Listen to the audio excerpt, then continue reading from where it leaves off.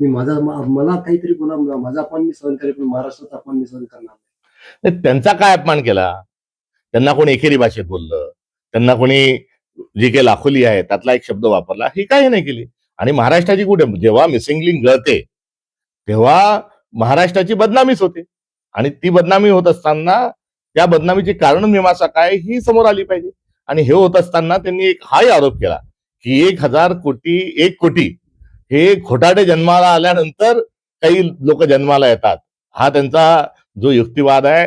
या युक्तिवादाच्या अनुषंगाने मी त्यांना एवढं सांगेल की चला आपण नार्को टेस्ट करू. तुमची नार्को टेस्ट होऊ द्या, माझी नार्को टेस्ट होऊ द्या. आणि मिसिंग लिंक मध्ये नेमका किती भ्रष्टाचार झाला, काय गोंधळ झाला याचे उत्तर येऊ द्या. समृद्धी महामार्गामध्ये किती कोटीचा भ्रष्टाचार झाला तेही समोर येऊ द्या. पक्ष फोडताना किती कोटी रुपये दिले तेही येऊ द्या. मुंबईची भूमाफिया हे दिवसेंदिवस कशी जमीन हस्तगत करत आहे, शासकीय जमीन कशी विकल्या जात आहे याचं देखील मॅपिंग कुठेतरी होऊ द्या. हे माझं उघड आव्हान त्यांना या निमित्ताने आहे. राहता राहिला काळाराम मंदिराच्या आंदोलनाच्या अनुषंगानं त्यांच्यावर मी राजकीय आरोप केला की ढगफुटीची घोषणा करून आणि ढगफुटी जी सांगितली त्या ढगफुटीच्या मागचं कारण जे आहे ते आमचं आंदोलन चिरडून टाकणे हा मुख्यमंत्र्यांचा असणारा कुठेतरी एक हेका होता. या राजकीय आरोपाला ते जर 1 कोटी खोटारडे या अनुषंगाने जर मोजत असतील तर मला पुनश्च एकदा क्यू करावीशी वाटते. आणि राहता राहिलं खोटारडं कोण आहे तर नाशिकला ढगफुटी होईल, सगळ्या शाळा बंद ठेवा, खूप मोठ्या प्रमाणावर पाऊस पडणार आहे, त्यांनी सगळं प्रतिष्ठानं बंद ठेवली, काळाराम मंदिरामध्ये त्यांनी त्या ठिकाणी प्रवेश बंदी मोठ्या प्रमाणावर केली. हे कोणी केलं तर देवेंद्रजींनी मुख्यमंत्री या नात्याने केलं. मग ढगफुटी झाली का? ढगफुटी झाली नाही. मग कोण खोटं बोललं हाही एक मुद्दा आहे. आणि खोटं बोलण्याची एक फार मोठी मांडीआळी त्यांच्या एकंदरीत सर्व मुद्द्यांची आहे. म्हणजे विदर्भ वेगळा झाल्याशिवाय मी लग्न करणार नाही इथपासून तर संपूर्ण कर्जमाफी करेल, लाडक्या बहिणीला 1,500चे 2,500 रुपये करेल, धनगरांना आरक्षण देईल, मराठ्यांना आरक्षण देईल, जो अरबी समुद्रामध्ये जो आहे तो 2019ला छत्रपती शिवाजी महाराजांचा पुतळा उभा करायला खूप मोठं जे आहे हे दादांत खोटं कोण बोललंय हे आपल्या सगळ्यांच्या समोर आहे. आणि खोटं बोलण्याच्या अनुषंगानं नार्को टेस्टला आम्ही तयार आहोत, तुम्ही तयार आहात का सांगा, असा रोकडा प्रश्न मी या निमित्ताने त्यांना विचारतो. की शरद पवार हे एनडीए मध्ये सहभागी होतील म्हणून ही जी चर्चा आहे ती सार्वत्रिक आहे, पब्लिक डोमेन मध्ये आहे. आणि मला असं वाटतं की त्यांच्या पक्षाच्या नेत्यांनी किंवा प्रवक्त्यांनी या संदर्भात खुलासा केला पाहिजे आणि ते लवकरच करतील देखील. काल शरद पवार, एकनाथ शिंदे आणि फडणवीस यांची भेट झाली, बैठक झाली. आता आज पुन्हा एकदा ठाकरेंच्या काही आमदारांनी फडणवीस यांची भेट घेतली. काय चाललंय नेमकं महाविकास आघाडी? मुळात पक्ष फोडण्याची जी प्रवृत्ती अलीकडच्या काळात जी बळकावली आहे आणि भारतीय जनता पक्ष हा चिटकीन म्हणून दुसरे पक्ष खात आहेत, संपवत आहेत. आणि सत्तेचे जे ताकद आहे त्या सत्तेचं शरीर शौष्ट दाखवून इतर लोकांना आपल्या पक्षात घेण्याच्या अनुषंगाने त्यांनी जो सपाटा लावला आहे हा चुकीचा आहे. अरे लोकशाहीमध्ये आपण आहोत, एकमेकांच्या विरोधात उभं राहू, आपला विचार पुढे घेऊन जाऊ, आपला पक्ष पुढे घेऊन जाऊ आणि जनता जो मॅन्डेट देईल तो आपण पुढे घेऊन जाऊ. हा पक्ष फोडाफोडीच्या अनुषंगानं भारतीय जनता पक्षाने सुरू केलेलं जे राजकारण आहे हे राजकारण नाही तर ही विकृती आहे. काल शरद पवार आले, त्यांची भेट फडणवीस आणि शिंदेनी घेतली, त्यामुळे संजय राऊत नाराज झाले. कसं बघतं महाविकास? एकंदरीत सीमा प्रश्नाच्या अनुषंगानं सर्वजण जर एकत्रित असतील तर स्वागतार्ह आहे. मात्र त्यासोबत ज्या चर्चा आहेत आणि त्या चर्चेचं कुठल्याच प्रकारचा स्पष्टीकरण आणि खुलासा होत नसल्यामुळे एक संभ्रम निर्माण झालेला आहे. तो नाहक आहे की काय या अनुषंगानं जरूर समाधान हे झालं पाहिजे. मात्र एवढ्या छोट्या गोष्टीचा बाऊ करणं हे संयुक्तिक राहणार नाही. खेळीमेळीने राजकारण पुढे गेलं पाहिजे एवढं मात्र निश्चित. आणि हे महाराष्ट्राची आपली संस्कृती आहे. कोणी कोणाच्या कॅबिनमध्ये गेल्याने काही बिघडत नाही, ही महाराष्ट्राची परंपरा होती.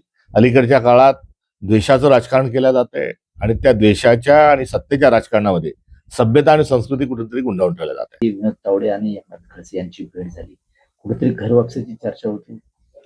या संदर्भात दोघांनी जे सांगितलंय ते व्यक्तिगत संबंधाच्या अनुषंगाने सांगितलंय. राहता राहिला एकनाथ खडसेंचा विषय तर एकनाथ खडसे हे महाराष्ट्रातले 2014च्या पूर्वी सगळ्यात सशक्त अशा स्वरूपाचं त्यांचं एक नेतृत्व होतं. मात्र देवेंद्र फडणवीसांनी सत्ता आल्यानंतर त्यांचा व्यवस्थित पद्धतीने कार्यक्रम केला ही वस्तुस्थिती आहे. आणि त्या पार्श्वभूमीवर आता पुलाखालून बरंच पाणी वाहून गेल्यानंतर आता या विषयामध्ये काही विशेष आता मुद्दे आणि रस राहिलेला नाही असं मला वाटतं. जे भाषण केलंय त्याच्यामध्ये त्यांनी धमकी सारखे काही शब्द प्रयोग केले.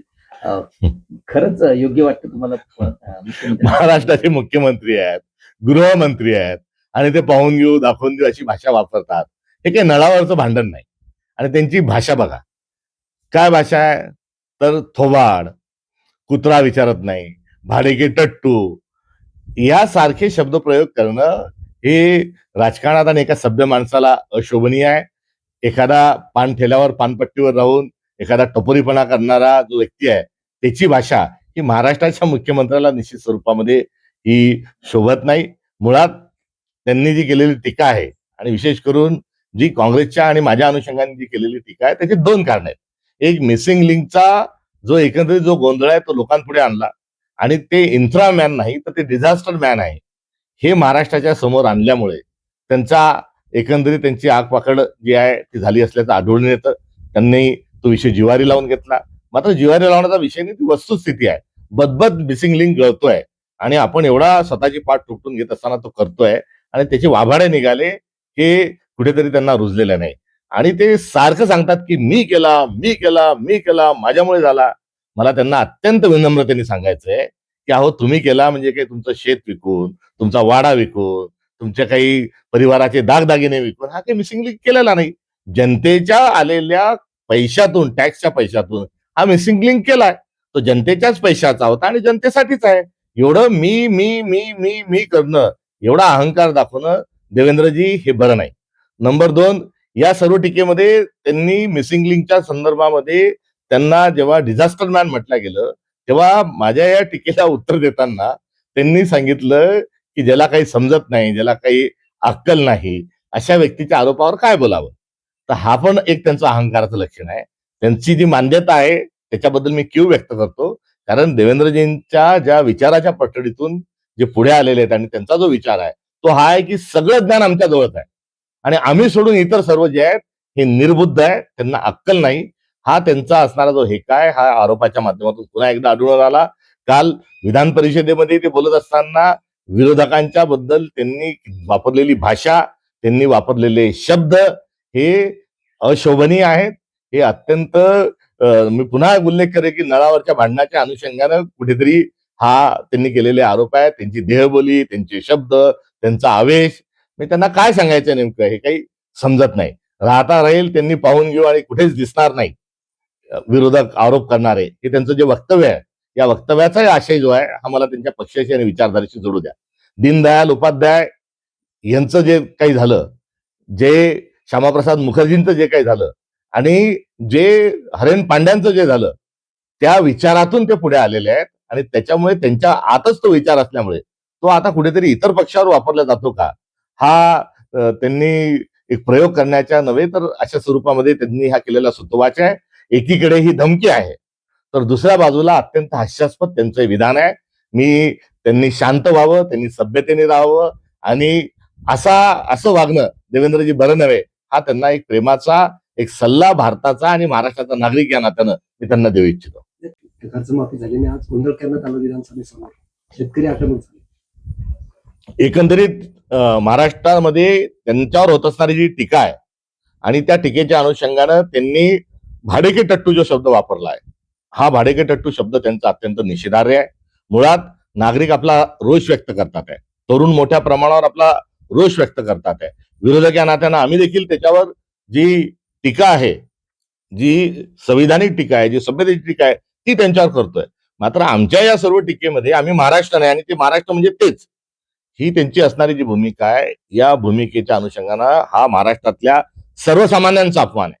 मी देखील एक सर्वसामान्य परिवारातील असल्यामुळे आणि त्यांच्या मांडीला मांडी लावून कुठे मी बसू शकत नाही कारण मी सर्वसामान्य आहे, आम आदमी आहे, साधा माणूस आहे आणि त्यामुळे त्यांची करण्यात असणारी जी आगपाखड आहे ही समजून घेण्यासारखी आहे. मात्र दुसरीकडे कर्जमाफी जी आहे त्या कर्जमाफीच्या केलेल्या घोषणा या फसव्या आहेत हे एव्हाना संपूर्ण महाराष्ट्राला कळलंय. म्हणून आता झाडावर लोक चढायला लागले आहेत. आम्ही देखील रस्ता रोको केलाय.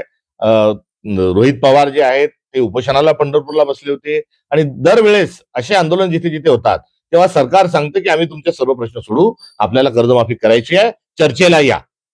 ते चर्चेचं निमंत्रण देतात, मात्र चर्चा काही करत नाही. हा देखील एक देवेंद्र फडणवीस सरकारचा खोटेपणा आहे.